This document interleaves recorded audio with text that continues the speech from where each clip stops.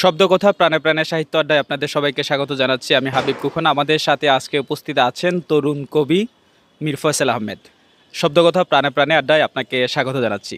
কেমন আছেন? আলহামদুলিল্লাহ ভালো আছি। আপনি কেমন আছেন?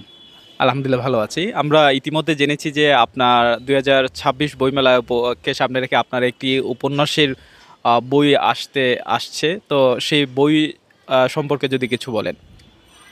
আমি আসলে মূলত কবি, কিন্তু আমার চেষ্টা যে প্রত্যেকটা শাখায় লেখালেখি করার। তো উপন্যাস আমি লিখছি গত ৩ বছর আগে লিখছি। লেখার পর অনেক দিন ফেলে রেখেছি। ভাবছিলাম যে ২৬-এর অমর একুশে বইমেলায় প্রকাশিত করব। তো শীঘ্রই আপনারা প্রচ্ছদ হাতে পেয়ে যাবেন।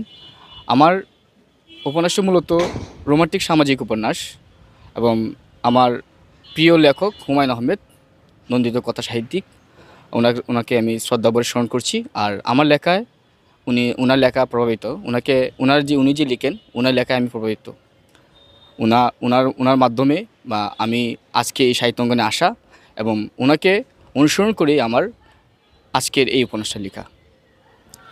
আমরা দেখতে পারছি যে আসলে এখনকার যে আপনাদের যে প্রজন্ম, যে তরুণ প্রজন্ম, সেই প্রজন্মের আহ, কাছে যে শিল্প সংস্কৃতি যেটি সেটি আসলে সোশ্যাল মিডিয়ার মাধ্যমে বিভিন্নভাবে বিকৃত হচ্ছে। আবার সোশ্যাল মিডিয়ার মাধ্যমে আপনারা অ্যাক্টিভ হচ্ছেন। তো বিশেষ করে এখানকার আরেকটা বর্তমানে এসে দাঁড়িয়েছে চ্যাট জিপিটি, একটি বিরাট মারাত্মক একটি বিষয় সামনে এসেছে তরুণ প্রজন্মের কাছে। তো চ্যাট জিপিটি কেন্দ্রিক যে সাহিত্যটা, সেটা আপনি কীভাবে বিচার করেন?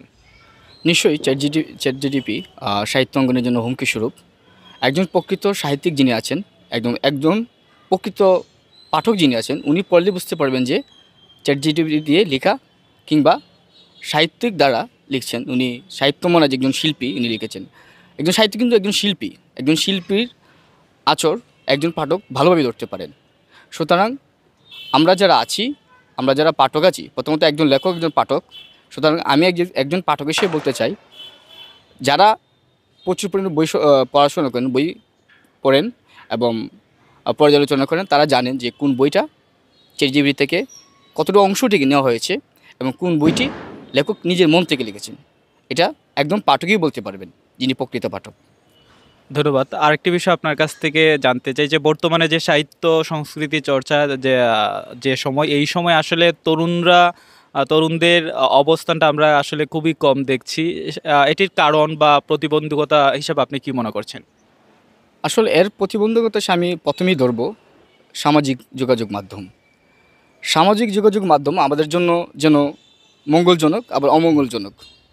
সামাজিক যোগাযোগের মাধ্যমে অনেকে আবার কবি হয়ে গেছেন, লেখালেখি করেন, অনেকে ভালো লিখছেন, অনেকে খারাপ লিখছেন, অনেকের পাঠক জনপ্রিয়তা বেড়েছে লেখালেখির মাধ্যমে সোশ্যাল মিডিয়ায়। তো আমি মঙ্গলজনকভাবেই যদি দেখি, তাহলে সোশ্যাল মিডিয়ার মাধ্যমে লেখা যায়। আর বর্তমান তরুণ সমাজ সোশ্যাল মিডিয়ায় আসক্ত। তারা দিন তো দিন বই থেকে, সাহিত্য আড্ডা থেকে দূরে সরে যাচ্ছে। আমি আশা করছি একটি দেশ, সুকুমার প্রীতি এবং সাহিত্য সমৃদ্ধি একটা সমাজ গঠন করার জন্য অবশ্যই তরুণ সমাজ যারা আছেন, তারা সাহিত্য অঙ্গনে আসবেন, তারা বই পড়বেন। আমি শুধু বলছি না তারা সাহিত্য অঙ্গনের সাহিত্য বিষয়ক বই পড়বেন, তারা সামাজিক বই পড়বেন, তারা অর্থনীতি যে বিষয়ক বই আছে এগুলো পড়বেন। এবং ওনার যে মুক্তিবুদ্ধি আছে তা উদিত হবে একমাত্র বই পড়ার মাধ্যমে। এবং তারা সোশ্যাল মিডিয়ায় যে আসক্তিতে পরিণত হয়েছে, তা একমাত্র বই পড়ার মাধ্যমেই এবং শিল্প চর্চার মাধ্যমেই তা থেকে মুক্তি পাওয়া সম্ভব। ধন্যবাদ আপনাকে আমাদেরকে সময় দেওয়ার জন্য। আমরা আশা করি আপনার বইটি বহুল পাঠক জনপ্রিয়তা পাবে। আপনাকে অসংখ্য ধন্যবাদ আমাদের সাথে যুক্ত হওয়ার জন্য এবং আপনার মূল্যবান সময় দেওয়ার জন্য। আপনার নতুন বই সম্পর্কে আসলে পাঠকদের আপনি কি বলতে চান? আমার প্রথম উপন্যাস আমার একটা স্পর্শের জায়গা, আমার একটা আবেগ। আমার প্রথম উপন্যাসের নামটি হলো হেয়ার রেখা।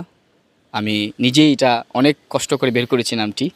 তো আশা করছি আমার বইটি রোমান্টিক সামাজিক উপন্যাস, পাঠক জনপ্রিয়তা পাবে ইনশাল্লাহ।